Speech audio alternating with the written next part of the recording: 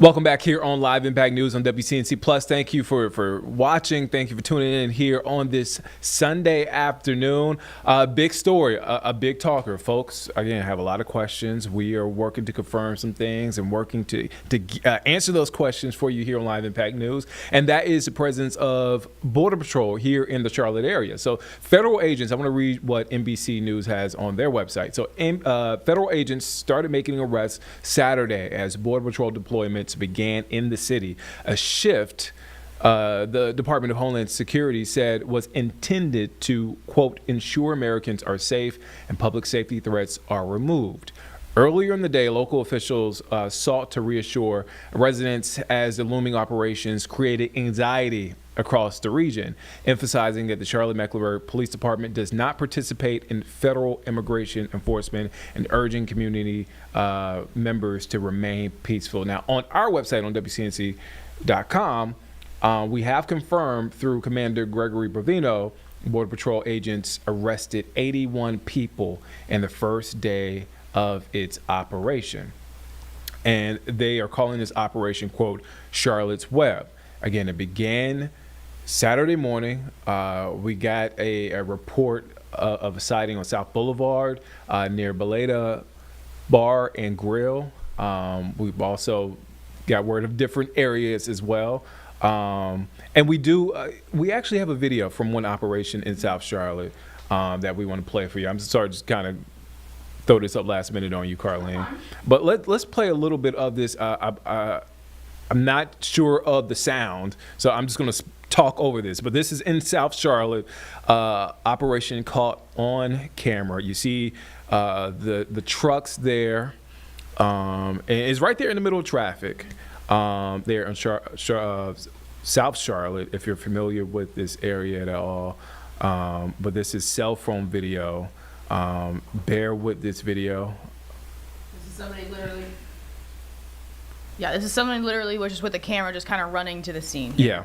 And they essentially were driving, saw this, got out of their car, and made their way to this operation. So this person shooting this video, again, this is in South Charlotte, approaching the SUV.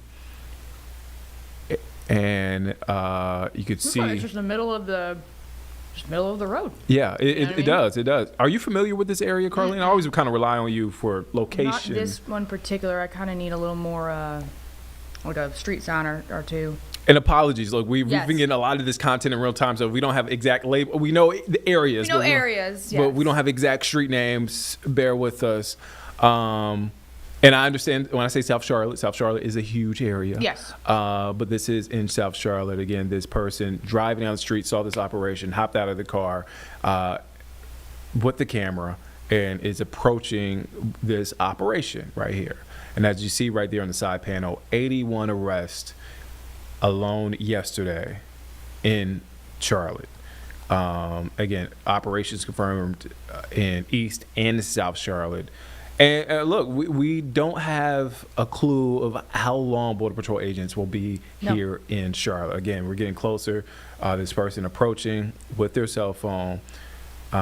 You see those agents with masks on, so you can't see their face.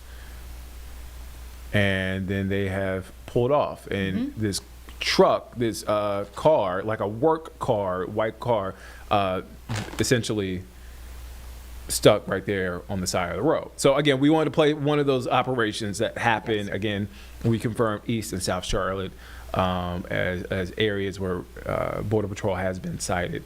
And we have heard from Representative Ralph Norman before that Border Patrol came to our area, and he spoke with us. He said, hey, I support Border Patrol's deployment to Charlotte, saying the city's Charlotte, crime has gotten out of control. And this, when it comes to crime in Charlotte, has been a big topic, especially over the last few months. But he supports it. He's a Republican congressman out of South Carolina, represents Rock Hill. So Rock Hill is squarely within the Charlotte area, if you're wondering.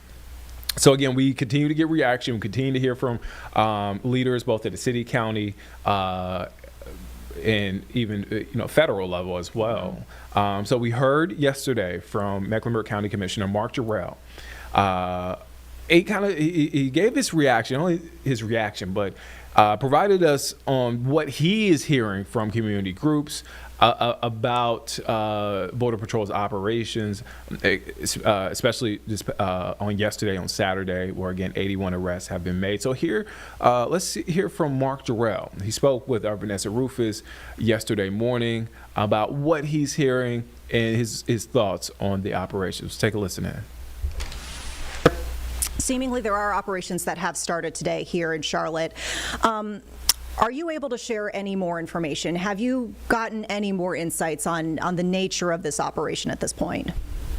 Well, I'll tell you, the insights that we are getting, or that I'm getting, are coming from people in the community. They're not coming from official channels, i.e. federal government or folks that are in charge of this quote-unquote operation. And so I think that's a real point of frustration for me and so many others in the community right now. And so on that point, what are y'all doing to try to get more information? I know it's tough because, there are certain channels, right, that I'm sure that you have to go through just as much as, we as reporters and maybe even the community members have to go through. Are there any additional attempts being made to try to glean more information from the federal level? Absolutely. I mean, everyone is reaching out to any and everyone that we can to try to gather information, but to no avail, to be frank. A lot of the information and what we try to do is take a proactive approach by letting our voices be heard and saying that, hey, this is not something that we welcome. This is not something that we think we need in our community. Also, we've tried to educate and provide information with respect to legal information or available resources to support the community as well. So I think we're doing everything that we can, but this is something that's unprecedented, and it's unfortunate that we cannot get the level of cooperation that we need to provide to the residents of Mecklenburg County. So I guess going forward from here, what are you recommending folks know and or do if they are either part, they end up wrapped up in any of these operations, or they witness it? Because, quite frankly, and you probably have seen some of the coverage at this point, a lot of the video that we're getting is from folks who are bystanders or witnesses who just happen to be, or they suspected that they should be in a certain place to see these operations happen, and that's how we're finding out that they are happening. That's right. And so, one of the things I'm asking everybody to do is to stay safe. Number one, stay out of harm's way. Certainly record, document as much as possible, get as much information as possible, and then leverage the channels that are available to be able to pass that information on so that people can act accordingly. Now, there is another big question that I feel like folks have, and frankly, I kind of heard you pose it in a certain way, just a moment ago, but kind of like, why Charlotte? Why send the agents here? Are you at all surprised that Charlotte ended up on the radar, just given some of the, spotlight that the city has seen on a national level and kind of, on the Trump administration level with crime and such, in the stabbing on the light rail? I mean, what can you say as far as your take on Charlotte ending up on this radar? Yeah, unfortunately, my take is that, and this is my personal take, is that this is political. For whatever aim, for whatever reason, people are playing politics with people's lives. They think it's, I guess, politically expedient to tear families apart, to terrorize, to have people live in fear. I guess they're going to score some level of political points. But to really try to understand the rationale of why our community would be chosen for an action like this, I wish I had a better answer for you, and maybe I would have a better answer if we had the level of communication that would be needed. And so because we don't have the level of communication, we're left to speculate, unfortunately. Where do we go from here, in the sense that I realize that there are a lot of question marks? We don't even know how long Border Patrol is going to be here. And I know that there's a tendency to try to compare with other cities, Los Angeles, and we see Chicago and what happened in Portland. And, I've pointed this out before, those are somewhat different situations in that you did see National Guard, for example, in Los Angeles, and that was ICE, and this is specifically Border Patrol, so we can't, even if it's just on that front, compare, directly from other cities. But people watch that and they go, well, is that going to look like Charlotte in a couple weeks? Where do we go from here, in the sense, as a county leader, what sort of information are you trying to gather? How frequently do you think you'll be updating the public on what you find out? Any of that, just to kind of share with folks a peek behind the curtain of what they can expect from county leadership going forward. We're going to consistently share any information that we have. We are sharing with the residents of Mecklenburg County. We're going to continue to understand the available groups that are out there that are providing resources, any intel that they have. We're going to continue to press communication channels at the federal level. We're going to talk to our state partners to see what they know, and any other partners to figure out exactly how we can gather information and pass that information on to our residents for sure. We're going to look at every means at our disposal to rectify this situation, to educate, to keep our community informed. But and we're going to let our voices be heard. With respect to the type of community that we are, the type of community that we want to be. And we're going to make sure that people understand that we embrace our immigrant community. Make no mistake about it.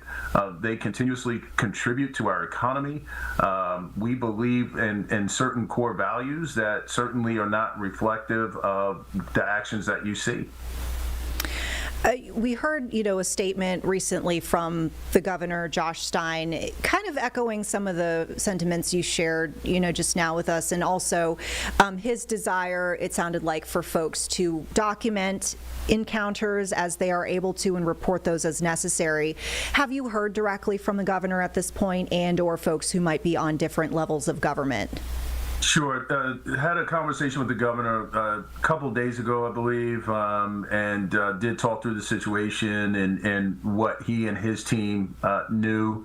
I know that he's put out multiple statements. Many electeds have put out statements. We've also had a press conference yesterday with a host of electeds and community leaders to let our voices be heard. But I will tell you, statements can only go so far. Folks need information, and we are asking for cooperation from the federal government to provide us information on how long this operation is going to last, what is the purpose of this operation, and to your earlier question, which is a great question, why Charlotte? Why Mecklenburg County? I think that there are other places, and typically when communities need help, they ask for help. And to my knowledge, no one in leadership, none of us have asked the federal government to have to step in to help us with any of the enforcement actions that they're taking. If they want to help us, I would suggest that they lean in and help us and work with us on issues like homelessness. It would be great if they would lean in and work with us on issues of affordable housing. They would lean in and work with us as far as issues of income inequality. There are a host of issues that the federal government can lean in and help us and do their job and make our community better. I have heard, your sentiment here over the past several minutes regarding your general thoughts about the operation that's underway right now in our city. Have you seen any of the videos? And if so, what are your thoughts on what you're actually seeing with your own eyes with some of these videos that we're seeing? I've seen quite a few videos. As a matter of fact, I was riding in my district. My footprint is East Charlotte, and I took a ride through the district. I didn't physically see anything, but there were videos floating, and I believe that the last video I saw was somewhere from the South Boulevard area. But nonetheless, it is heartbreaking to see some of the video, and what it, when you see folks with automatic weapons, masked, and it's really disconcerting to see that in our community. That is that's the sight, the optics are really hurtful. I was talking to my 15-year-old daughter just a little while ago, and she was telling me about some of her friends who are just living in fear. And I know that so many people across this community today are horrified and upset. And, our hearts go out to our immigrant brothers and sisters. And it's not just the Latino community. We have a large African population. We have a large Vietnamese, Southeast Asian population. And so many groups are being impacted, and they're being profiled. And that is really heartbreaking. That's not the America that we've all grown up to know. You mentioned that your footprint is the East Charlotte area, and we heard you just now talking about, some of the folks who are in the areas, that you're serving and you're spending particular time in. I've done reporting in recent years on that East corridor, and I know that there are corridors of opportunities in that area, and real efforts from the county and local groups to kind of bolster folks who live in this area. I don't know if you could kind of give us an idea of the areas where we are seeing, some of these videos coming out of, who's living there, what kind of folks are there, what are these neighborhoods like, and how do they fit in with the greater Charlotte community? Well, I'll tell you, when you travel East Charlotte, you take a corridor like Central Avenue, in particular, the Sharon Amity corridor, Eastway Drive, excuse me. You see hardworking individuals. You see small business owners. You see restaurants that people are accustomed to going to consistently. You see just working families. And you see families that, are trying to contribute positively to our community, to our economy, and they are just trying to have a better life for themselves. And it's a welcoming community. It's a place where typically there are smiles all the time, and you take a place like Manolo's Bakery that is a real hub here, and his story and so many others. And I will tell you, I continuously get texts, video from people who just are in shock, cannot believe this is happening in our community. County Chair Mark Jerrell, we thank you so much for your time here on Live Impact News. We've mentioned this before, but we'll be covering this not only throughout the day, but in the days and weeks to come. So please come back, give us updates as you're able to, and share some insights as you're able to share those with us. Thank you. Happy to do that. Thank you so much for having me. Thank you for covering this really important story. So happy to come back.